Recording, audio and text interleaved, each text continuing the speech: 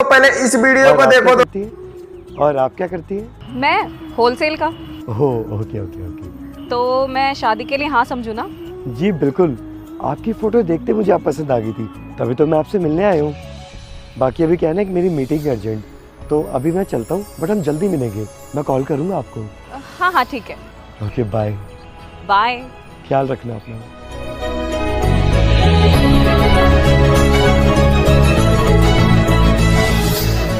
और शिट यार, मैं चॉकलेट तो देना ही भूल गया। मैं भी ना दे के आता हूँ अभी।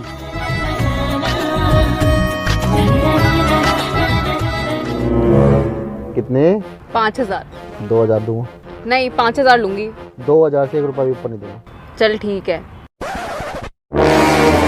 और आप क्या करती हैं? मैं होलसेल का। पूरा ले गया।